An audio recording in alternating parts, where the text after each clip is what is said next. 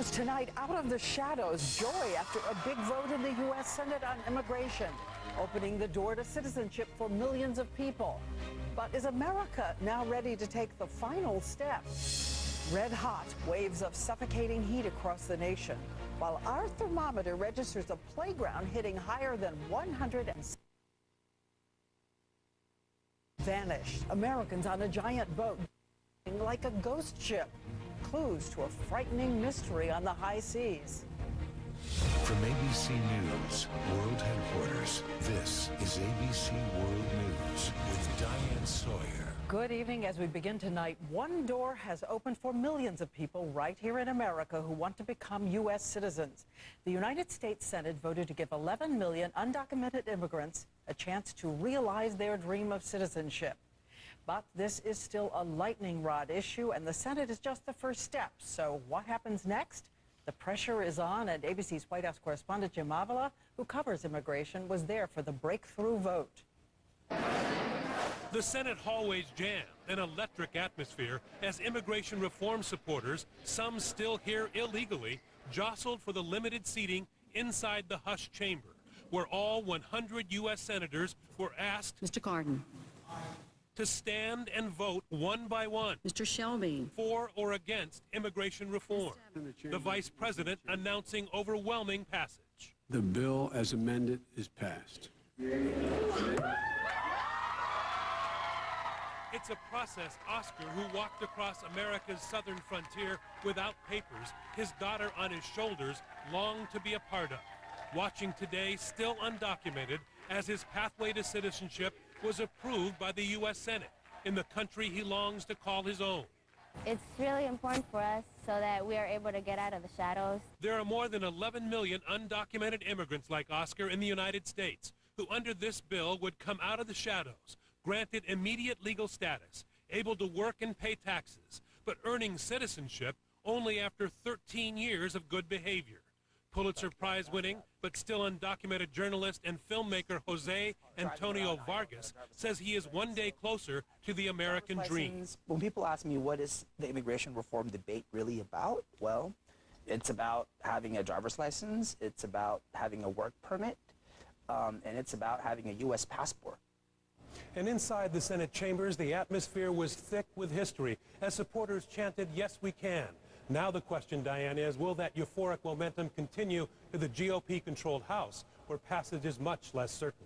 Diane? Yes, a tough road ahead. Thank you, Jim Avila. And next, we will take you inside the fireworks in a Florida courtroom today, where George Zimmerman is on trial for the murder of Trayvon Martin. The star witness for the prosecution was back on the stand, the young woman who spoke to Trayvon Martin in his final moments. And as you're about to see, the defense grilled her, pointing out she has trouble reading. Will this strategy work with the jurors? ABC's Matt Gutman was there. George Zimmerman's lawyer spent the better part of 2 days hacking away at the prosecution's key witness. Didn't that make you even more worried? I called back again, sir. Rachel Gentile was on the phone with 17-year-old Trayvon Martin just seconds before neighborhood watchman George Zimmerman shot him in February 2012. She testified that Zimmerman followed Martin, then confronted him. But hundreds of questions from the defense challenging her account of the pivotal moment of confrontation. It could have been, for all you know, Trayvon Martin smashing George Zimmerman in the face is what you actually heard. What? Yeah, just earlier today. No. She certainly has given the defense ammunition to argue that her testimony shouldn't be considered by the jury. Throughout, Gentile squirmed in her seat and sometimes seemed combative. You got it. Zimmerman's defense not only attacking her reliability, but also exposing her inability to read this letter. Can you read any of the words on it? I don't understand. Cursive. I don't read cursive.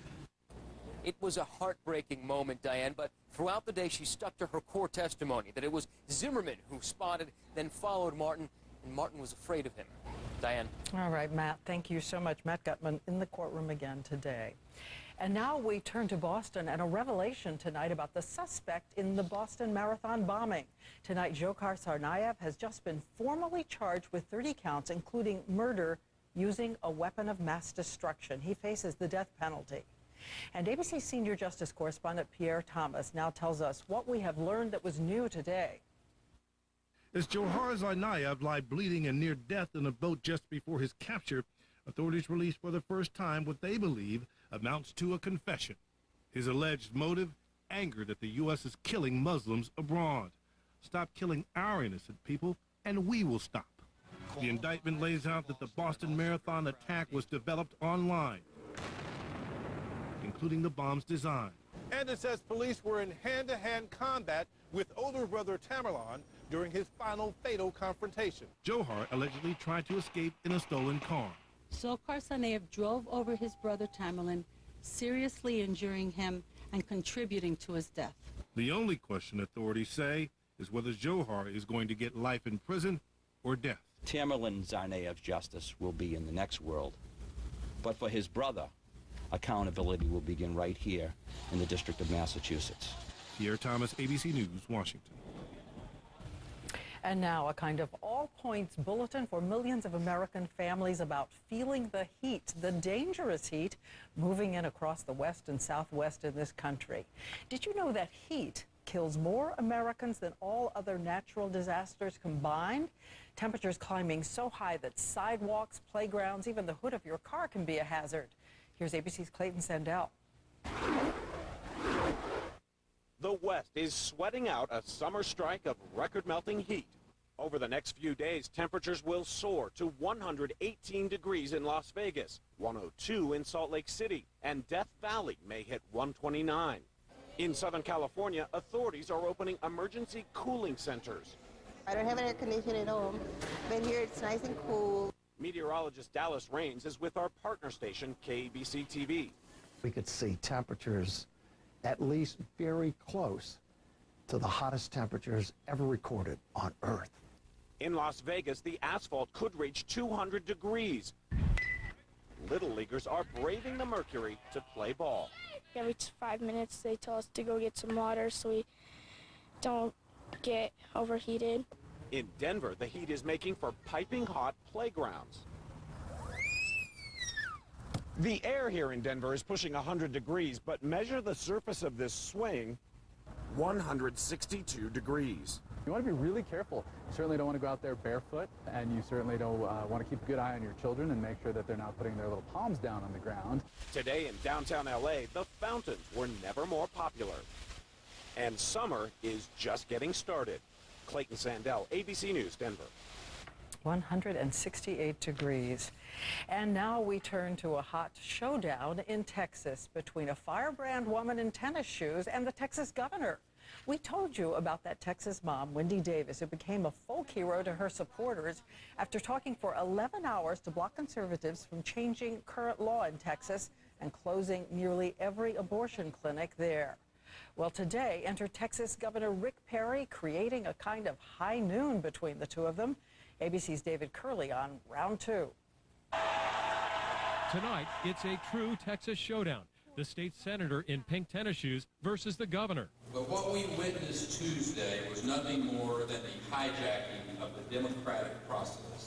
This, members, I'm rising on the floor today, is what angered Rick Perry. Wendy Davis's 11-hour filibuster, no food or water, to stop a bill that would make abortion nearly impossible in Texas. It worked, and Davis's shoes, which she wore to endure standing all that time, are now a trending search term.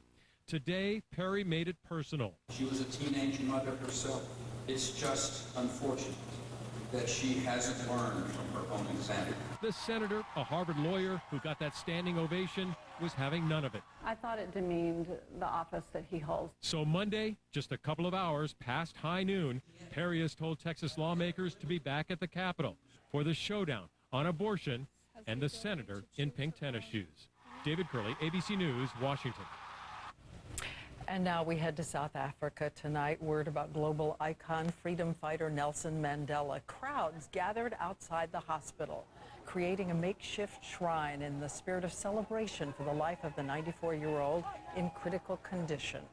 Today, President Obama called Mandela a personal hero, saying when he was 19 and a college student and made his first real speech, it was a protest against apartheid oppression in South Africa. The president said Mandela, quote, gave him a sense of what is possible in the world. And Michelle Obama said Mandela's life is a lesson to us all. If President Mandela could hold tight to his vision for his country's future during the 27 years he spent in prison, then surely you all can hold tight to your hopes for your own future. And the Obamas, you may know, are traveling in Africa tonight, and today they visited the haunting monuments of the slave trade. ABC's Chief White House correspondent Jonathan Karl. The legacy of Nelson Mandela loomed large as President Obama made a pilgrimage to Senegal's Gory Island, where he and his family toured the infamous slave house. The president peered out from the door of no return, a place that has come to symbolize the horrific journey of millions of Africans shipped off from this coastline and into slavery. It's a very powerful moment to be able to come here and to get a sense in a very intimate way of the incredible inhumanity and hardship that people faced. Mandela himself made this pilgrimage more than 20 years ago.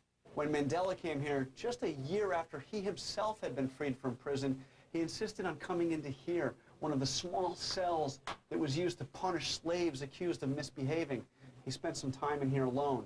When he emerged, he had tears in his eyes. The depth of feeling here today also mixed with joy. When he come here, everybody are happy. Locals told us they have been eagerly awaiting the first African-American president. Why do you want Obama to come? Because he's black. Yes, we are proud for him to be the president of the United States. 52 countries. These women, like so many others here, consider Obama, in a sense, their president as well. Jonathan Karl, ABC News, Gory Island, Senegal. And another note in the news, while the president was in Africa this morning, he addressed the case of Edward Snowden, the man who leaked so many of the nation's top secrets. Snowden, of course, seeking political asylum, a fugitive of the U.S. government. But today the president said he will not get personally involved or do any wheeling and dealing to retrieve Snowden, saying, quote, I'm not going to be scrambling jets to get a 29-year-old hacker. And still ahead right here on World News, seasoned American sailors on this ship, big waves, and suddenly vanishing. Join the search party next. And later you will see daughters with their fathers shedding tears and dancing. The lesson for some little girls tonight. ABC World News with Diane Sawyer, brought to you by Johnson & Johnson. And now vanished. Tonight, authorities searching for answers to a mystery at sea. A crew of 7, 6 of them American, sailing on a big yacht from New Zealand to Australia. They are missing, and ABC's Dan Harris now has the giant waves and the total silence. Good morning, America. This is David Dyke on the schooner Nina. This is the captain of the Nina, an 85-year-old wooden schooner during happier times, a transatlantic crossing in the 1990s. Tonight, though, David Dyke is lost at sea with his wife, their teenage son, and a crew of 4 other people. The last time anybody spoke to them was on June 3rd as they traveled from northern New Zealand to Australia.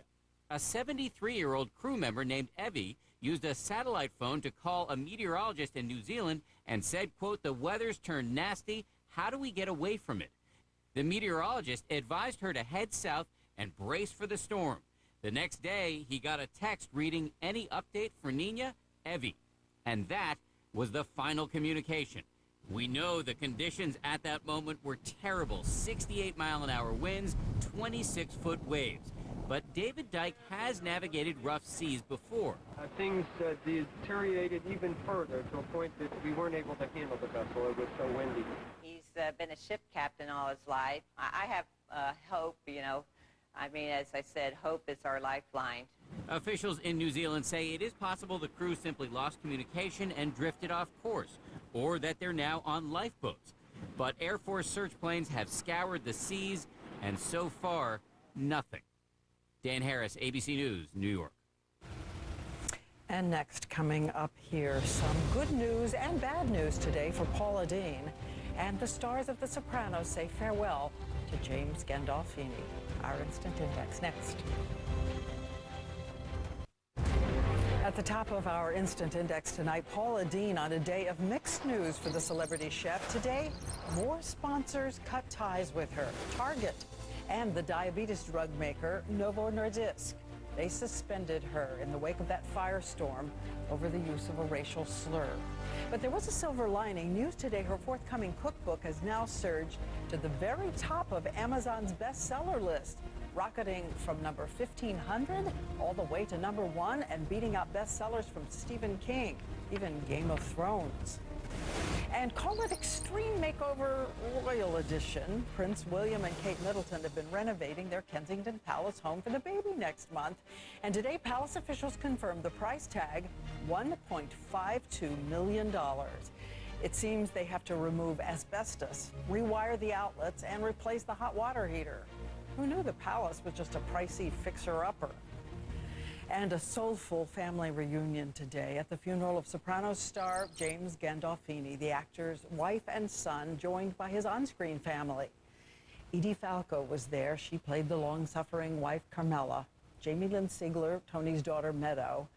Lorraine Bracco and Michael Imperioli, his therapist and nephew, and so many of those tough guys from the Sopranos mob. And David Chase, who created the series, eulogized his leading man, saying, "Your talent is you can take in the immensity of humankind and the universe and shine it back out to the rest of us like a huge, great light."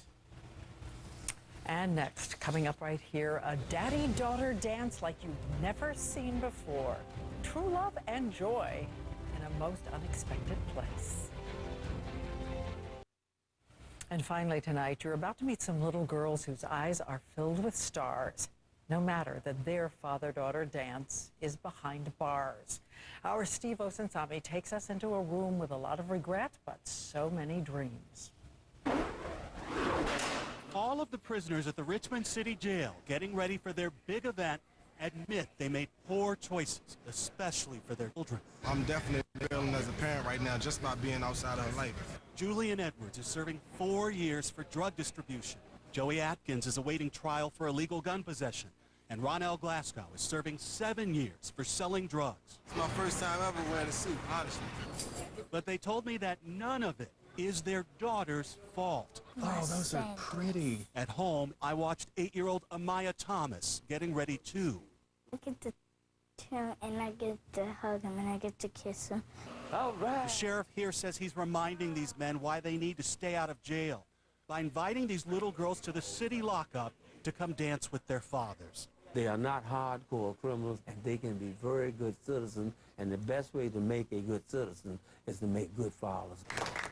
Dressed up, you forget they're serving hard time until they break down into tears when their daughters come bouncing past the steel doors.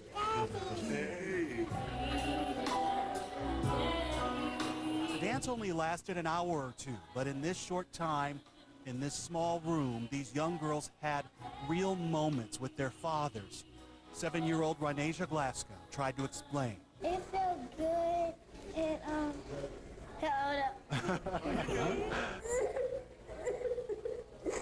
So you love your dad very much, huh? Yeah. You love him this big?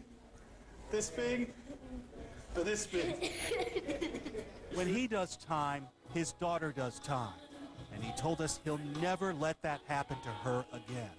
Steve Osunsami, ABC News, Richmond, Virginia. And may those little girls' dreams come true. We thank you for watching. ABCnews.com, always here, and I'll see you again tomorrow.